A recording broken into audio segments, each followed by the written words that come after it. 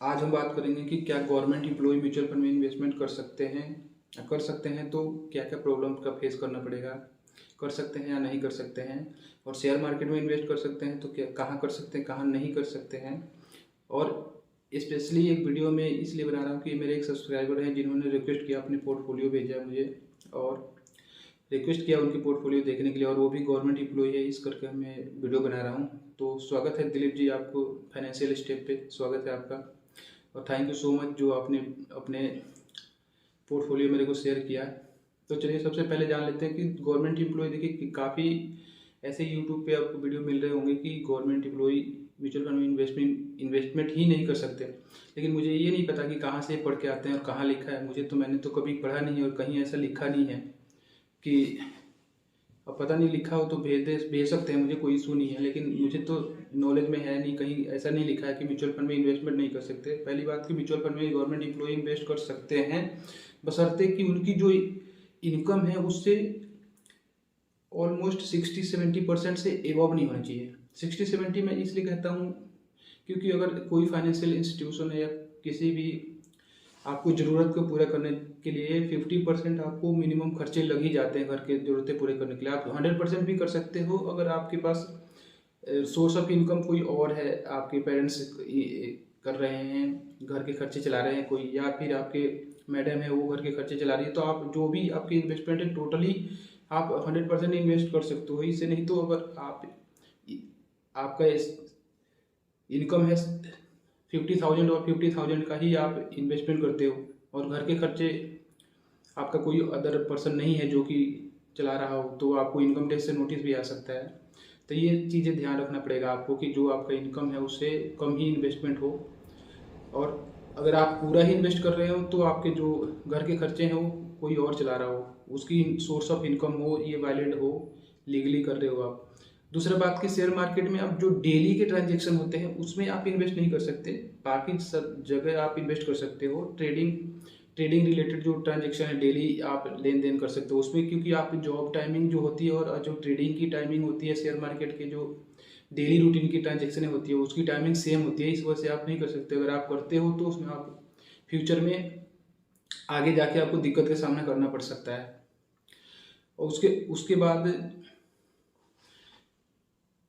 Delivery basis पे आप share भी खरीद सकते हो, उसमें कोई इशू नहीं है। आप डिलीवरी बेसिस पे खरीद सकते हो, बेच सकते हो, कोई इशू नहीं है, उसमें कोई दिक्कत नहीं है। और इनके फंड की बात करें तो इनका फंड है 24,000 का SIP चल रहा है और 20 साल का इनका गोल है, तो काफ़ी लंबा गोल है। और इनके जो फंड्स हैं SBI स्मॉल कैप में 3,000 की इन्वेस्टमेंट है, पारंपरिक पता नहीं फ्लेक्सी कैप है, लार्ज कैप है, मिड कैप है, मुझे नहीं पता। पारंपरिक 3K है और HDFC मिड कैप में है इनके पास 3,000 के SIP। SBI गोल्ड में भी 3,000 के, और SBI निफ्टी 50 में 3,000 के हैं, और टाटा स्मॉल कैप में 6,000, और एक्सिस ब्लू चिप में 3,000 का SIP। टोटल 24,000 का SIP अभी चल रहा है। लेकिन ये मॉडिफाई करके करना चाहते हैं।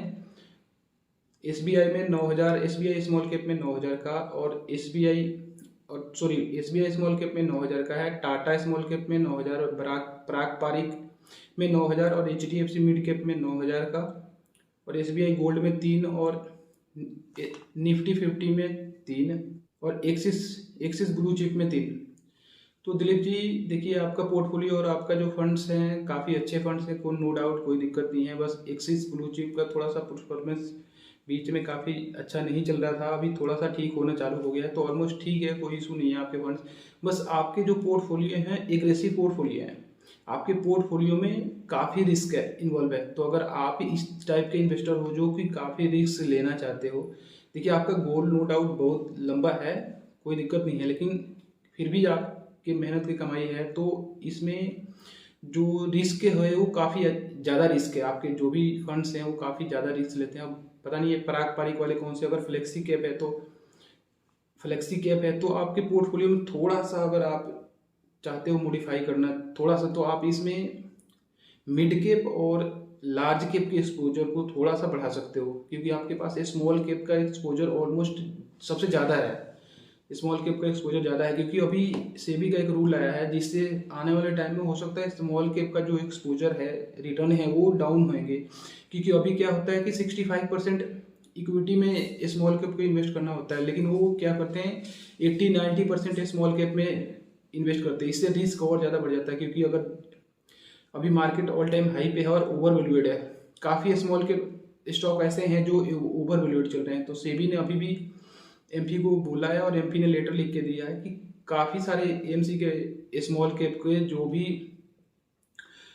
स्मॉल कैप का फंड्स है उसमें मॉडिफाई करने के लिए, तो हो सकता है स्मॉल कैप के इससे इक्विटी के एलोकेशन घटे तो स्मॉल कैप के रिटर्न भी घट सकते हैं। तो अगर आप लार्ज और मिड और स्मॉल कैप को थोड़ा बैलेंस करके लेके चलते हो तो आपको लॉन्ग टर्म में कभी कोई फंड कोई लार्ज कैप की कैटेगरी कभी अच्छा रिटर्न देती है, कभी स्मॉल कैप की, कभी मिड कैप की, तो इससे आपको पोर्टफोलियो बैलेंस रहेगा तो आपके रिटर्न जो होगा काफ़ी बैलेंस होके चलेगा और रिटर्न माइनस में कभी देखने को माइनस में तो नहीं होंगे, शुरू में भी माइनस में देखने को नहीं मिलेगा अगर आप थोड़ा सा एक्सपोजर ऐसे करके चलते हो। और thank you so much watching this video.